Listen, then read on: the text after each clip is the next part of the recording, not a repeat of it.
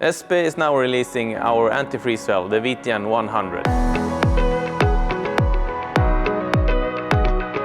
My name is Per-Johan and I'm one of the product managers here at ESBE. Increasing the safety in systems for cooling, heating and tap water is one of our main goals. Therefore, I'm very pleased to announce that we are now releasing our antifreeze valve, the VTN100, which is now ready for ordering.